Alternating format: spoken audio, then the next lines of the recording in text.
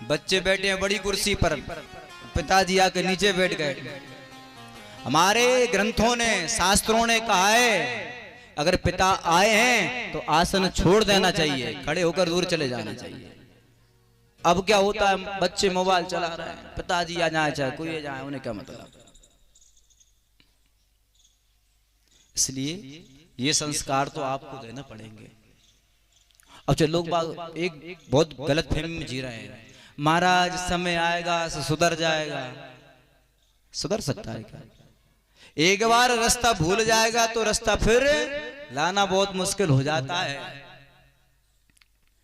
इससे एक दृष्टांत सुनाते हैं थोड़ा सा छोटा। जीवन में एक छोटा सा बच्चा था, उसकी माँ उसका लालन पालन करती थी। वो स्कूल गया, एक दिन स्कूल से पेंसिल चोरी करके ले आया। वो जो पेंसिल चोरी कर कर लाया तो उसकी माँ ने पूछा, बेटा ये पेंसिल कहां से आई? तो उसने कहा कि मम्मी मैं स्कूल से ले आया। तो उसकी मम्मी ने कहा कि चलो ठीक है, छोटा सा बच्चा है, कोई बात नहीं। महाराज एक दिन वो बड़ा हो गया और राजा के खजानों के चोरी करके ले आया। और जब उन दूतों ने आकर उसकी मार लगाई तो उसकी माँ को आंखों में से अश्रु बहने लगे कि बेटा तूने मेरी इज्जत को सब कुछ बर्बाद कर दिया। अगर वो माता बचपन में अगर 2 थप्पड़ लगाती ना, पेंसिल लेके आया था, तो आज वो चोरी कर कर नहीं लाता। इसलिए हाथ जोड़कर सबसे प्रार्थना है कि आप अपने बच्चों को बिठाकर संस्कार प्रदान करिए, क्योंकि बच्चों को आप संस्कार दोगे तो धर्म की दुर्गति नहीं होगी और वो अपने धर्म को मानेंगे तो धर्म की धुरी लहरती रहेगी। हम अपने बच्चों को संस्कार नहीं देंगे तो ये धर्म विलुप्त हो जाएगा।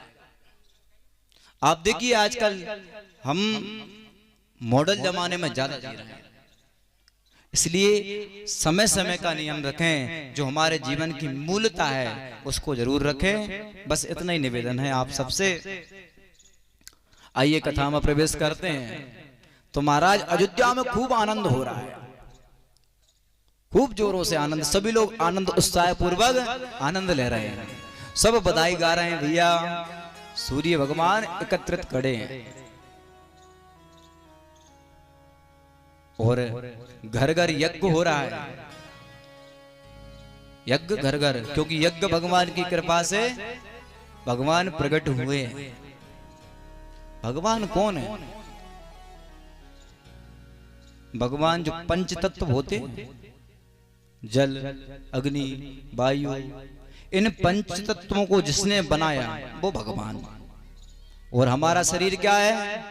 अरे चित जल पावक गगन समीरा, चित जल पावक गगन समीरा, पंच रचित अति अधम शरीरा, पंच रचित अति अधम शरीरा।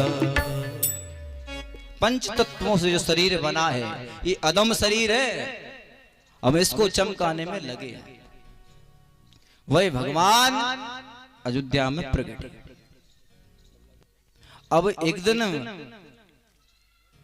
बाबा भूत भावन भोलेनाथ कैलाश पर बैठे, माँ पार्वती से कह रहे, देवी मैं आपको ऐसी कथा सुनाने वाला हूं जिससे आप प्रसन्न हो जाओ। कह ले कौन सी कथा? अपनी चोरी की कथा, अपनी चोरी की कथा सुनाने वाले हैं माता हम आपको। बाबा आपने कहां की चोरी कर ली? कहा कि हमने चोरी की है। कौन सी चोरी? देवी आपको बिल्कुल पता नहीं है। और एक कयूं निज चोरी सुन गिर जाती धर्मति तोरी। और एक कयूं निज चोरी सुन गिर जाती धर्मति तोरी।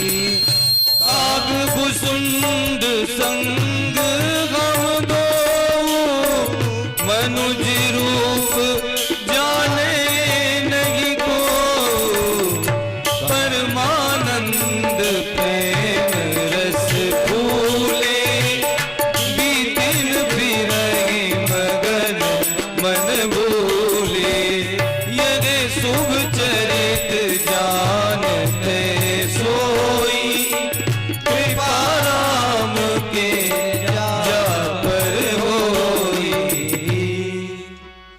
बाबा ने कहा देवी मैं अपनी निज चोरी सुनाता हूं। तो मैया प्रसन्न हो गई। बताइए बाबा। कहा देवी जब मेरे रघुनाथ जी का जन्म हुआ तो मैं और कागभूषुंडी जी अयोध्या गए। तो माता जी ने हाथ जोड़कर कहा बाबा आप अकेले अकेले चले गए, हमें क्यों नहीं ले गए? बाबा ने कहा देवी कई स्थान ऐसे होते हैं जहां अकेले ही जाना ठीक रहता है। एक बार आपको कथा सुनने ले गए थे हम त्रेता युग में, तो फिर हमें समाधि में जाना पड़ा था। और देवी मैं नहीं गया, कदापि मैं खुद नहीं गया, मुझे तो कागभूषुंडी जी ले गए थे। कागभूषुंडी जी नीलगिरी पर्वत से आए और मुझको भी साथ लेकर चले गए। और अयोध्या में बाबा और हम दोनों गलियों में डोलने लगे। मनुष्य का तनी शरीर धारण कर कर हम डोलने लगे। क्या देखते हैं हम, जो आता है बधाई वाला वो खूब बधाई गाता है,